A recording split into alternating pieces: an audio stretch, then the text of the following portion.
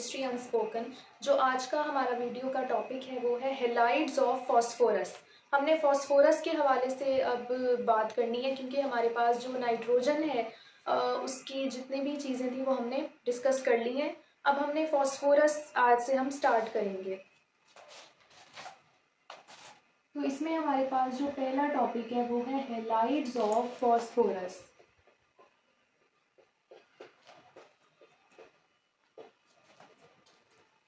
ठीक है, तो इसमें हमारे पास ना टू टाइप्स हैं फॉस्फोरस के हैलाइड्स की। फर्स्ट ऑफ ऑल हम डिस्कस करेंगे फॉस्फोरस ट्राईक्लोराइड को, जो कि हमारे पास होता है PCl3।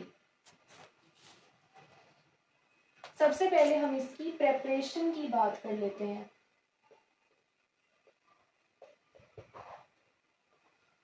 ठीक है, प्रेपरेशन में नंबर 1 हमारे पास कौन सा मेथड है? Reaction of phosphorus with dried chlorine. इस प्रोसेस में आपके पास क्या होता है कि फॉस्फोरस को हम सबसे पहले फॉस्फोरस की हम कौन सी टाइप लेते हैं? वाइट फॉस्फोरस लेते हैं।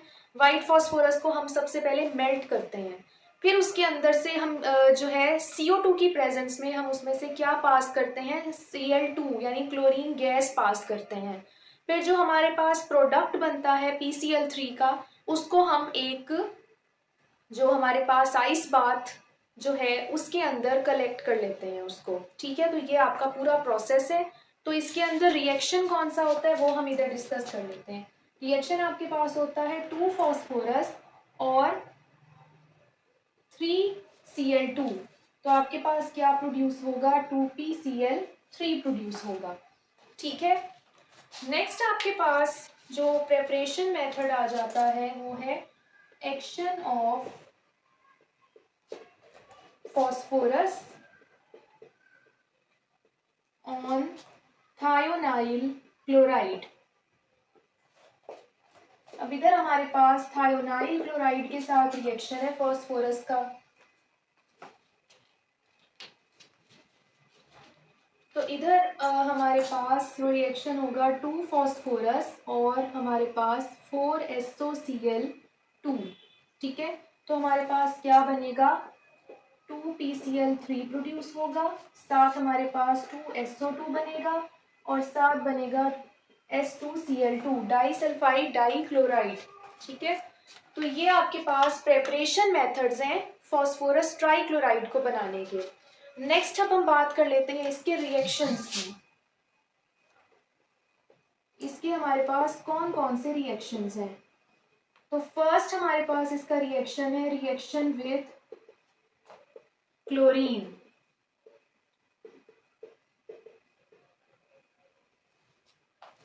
क्लोरीन के साथ अगर हम रिएक्ट करवाएं PCl3 को तो हमारे पास क्या प्रोड्यूस होगा? PCl5 प्रोड्यूस होगा। ठीक है, जो हमने नेक्स्ट डिस्कस करना है। सेकेंड हमारे पास जो रिएक्शन है वो है रिएक्शन विद ऑक्सीजन।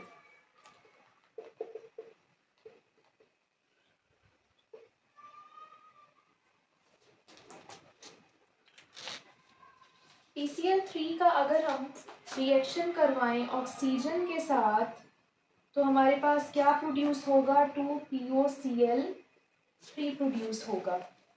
ठीक है, नेक्स्ट हमारे पास इसका रिएक्शन आ जाता है रिएक्शन विद वाटर।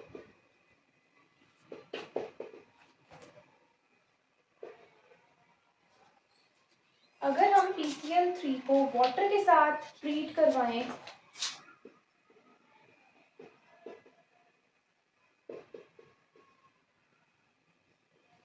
तो हमारे पास क्या प्रोड्यूस होगा? हमारे पास प्रोड्यूस होगा H3PO3, साथ हमारे पास प्रोड्यूस होगा 3HCl। ठीक है, नेक्स्ट हमारे पास रिएक्शन आ जाता है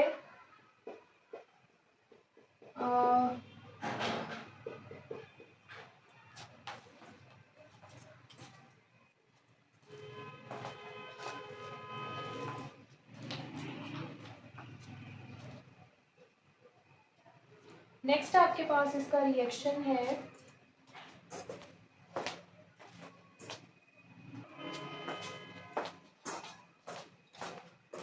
reaction with alcohols and carboxylic acid compounds.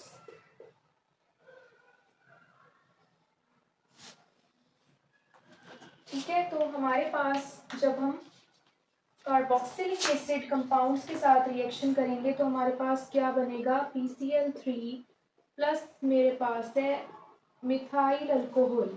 ठीक है, तो यहाँ हमारे पास प्रोड्यूस हो जाएगा अल्काइल हैलाइड प्रोड्यूस होगा और मेरे पास बनेगा H3PO3। ठीक है,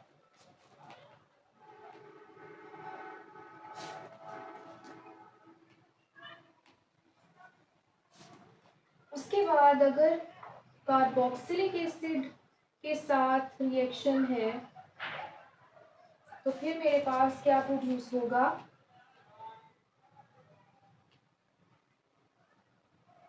फिर मेरे पास प्रोड्यूस होगा CH3OCl प्लस H3PO3। ठीक है, तो फिर मेरे पास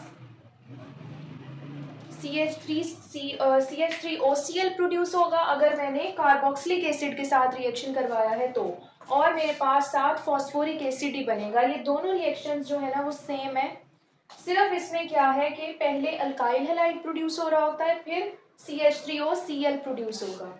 ठीक है, तो ये आपके पास रिएक्शंस आ जाते हैं PCl3 के।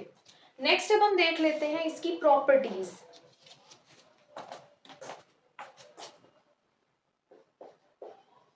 इसकी प्रॉपर्टीज की बात करें तो फर्स्ट ऑफ ऑल ये हमारे पास क्या होता है, कलरलेस होता है। ठीक है, और ये क्या होता है, फ्यूमिंग लिक्विड है, इसके अंदर से फ्यूम्स प्रोड्यूस होते हैं जब भी इसको एयर में रखा जाए तो। नेक्स्ट इसका जो बॉइलिंग पॉइंट है वो कितना है, 76 डिग्री सेल्सियस, और इसका जो फ्रीजिंग पॉइंट है वो है -112 डिग्री सेल्सियस। ठीक है, तो ये इसकी प्रॉपर्टीज आ गई। इसके अंदर क्लोरीन की जो कंसंट्रेशन है ना वो लो है, यानी कि 3 क्लोरीन के एटम्स हैं, इसलिए इसका जो कलर है ना वो कलरलेस है। जैसे जैसे कंपाउंड्स में क्लोरीन की कंसंट्रेशन बढ़ती जाती है ना उनका कलर येलोइश होता जाता है, और जब बहुत ज्यादा क्लोरीन की कंसंट्रेशन होती है तो वो येलो ग्रीन के कलर तक भी पहुंच जाते हैं कंपाउंड्स। ठीक है, तो PCl5 जब हम अभी डिस्कस करेंगे ना उसमें आप देखेंगे कि उसका कलर जो होगा ना वो येलोइश वाइट कलर है उसका। क्यों है, क्योंकि उसके अंदर क्लोरीन के जो एटम्स हैं वो 5 होते हैं। ठीक है, तो क्लोरीन की कंसंट्रेशन की वजह से ना कंपाउंड्स का जो कलर है वो चेंज होता रहता है।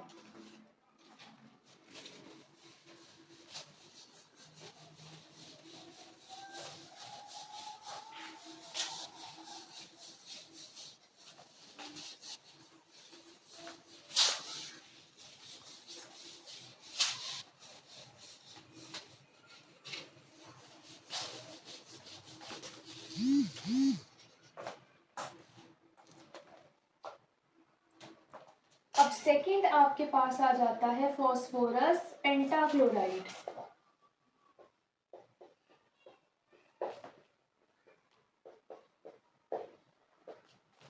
जिसे हम लिखते हैं PCl5। ठीक है, फर्स्ट ऑफ ऑल इसकी प्रेपरेशन के मेथड है, आपकी बुक में ना प्रेपरेशन के मेथड्स 2 दिए हुए हैं लेकिन वो हैं सेम तरीके के। ठीक है, reaction of phosphorus with chlorine.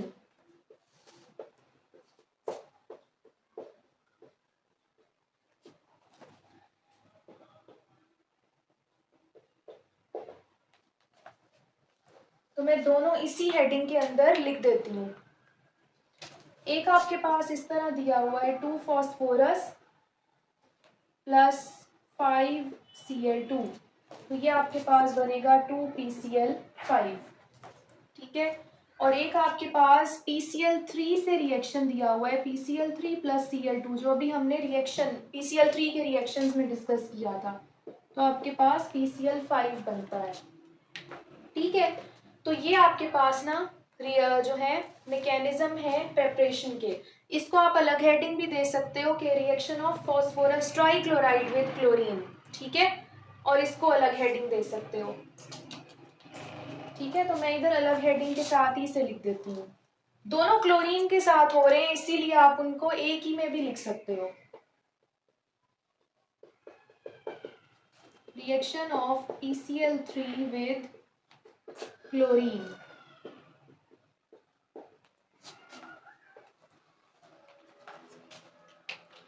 तो आप इसमें इसको इस तरह लिख दो, PCl3 प्लस क्लोरीन, तो ये बनेगा PCl5।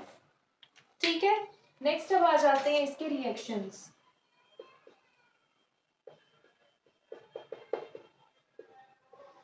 रिएक्शंस में सबसे पहले रिएक्शन है डीकंपोजिशन का। अगर हम डीकंपोजिशन की बात करें तो PCl5 जो है ना वो डीकंपोज होके दोबारा से अपने उन चीजों में कन्वर्ट हो जाएगा जहां से वो बना है, यानी कि इसमें ये बना देगा PCl3 और क्लोरीन। ठीक है, नेक्स्ट हमारे पास रिएक्शन है रिएक्शन विद वाटर। जिस तरह हमने PCl3 का वाटर के साथ रिएक्शन किया था ना, ये वैसा ही सेम रिएक्शन है। ठीक है, आपकी जो बुक है ना उसके अंदर एक ही रिएक्शन है, लेकिन उसे 2 स्टेप्स में किया हुआ है और फिर नीचे ओवरऑल रिएक्शन लिखा हुआ है, तो मैं ओवरऑल रिएक्शन ही लिख रही हूँ यहाँ। तो आपके पास जो PCl3 था उसको जब वाटर के साथ रिएक्ट करवाया था तो हमारे पास क्या प्रोड्यूस हुआ था, H3PO3 प्रोड्यूस हुआ था और साथ बना था 3HCl। ऐसे ही रिएक्शन था ना। अब हम PCl5 का अगर देखें तो हमारे पास सिर्फ इधर 5H2O आ जाएगा, इधर हमारे पास बन जाएगा H3PO4। ठीक है, और इधर बन जाएगा 5HCl। ठीक है, वही रिएक्शन है, बस इधर 5 मोल्स हो गए वाटर के, इधर 3 थे। इधर H3PO3 बन रहा था और इधर H3PO4 प्रोड्यूस हो रहा है, और साथ इधर भी नंबर ऑफ मोल्स HCl के चेंज हो गए हैं। ठीक है, तो ये हमारे पास रिएक्शन विद वाटर आ जाता है। थर्ड जो हमारे पास रिएक्शन है वो है रिएक्शन विद मेटल्स। PCl5 का अगर हम मेटल्स के साथ रिएक्शन देखें प्लस जिंक, हम जिंक को ले लेते हैं, तो हमारे पास प्रोड्यूस होगा ZnCl2, जिंक क्लोराइड बनेगा हमारे पास,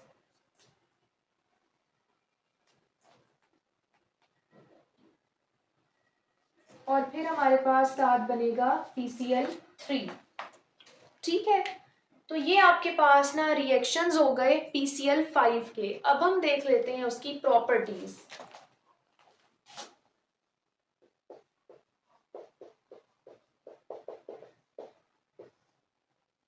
प्रॉपर्टीज की अगर बात करें तो हमारे पास, जैसे मैंने अभी आपको बताया था, इसमें PCl5 में क्लोरीन का जो हमारे पास कंसंट्रेशन है वो काफी ज्यादा है, इसलिए इसका जो कलर है वो क्या है, येलो कलर है इसका। तो ये येलोइश वाइट सॉलिड है। ठीक है, जो PCl3 है वो क्या है, लिक्विड है, और ये सॉलिड स्टेट में है, इसीलिए इसकी सब्लिमेशन हम कर सकते हैं, और इसकी सब्लिमेशन हमारे पास होती है 100 डिग्री सेल्सियस पे। ठीक है, उसके बाद हमारे पास इसकी इरिटेटिंग स्मेल है।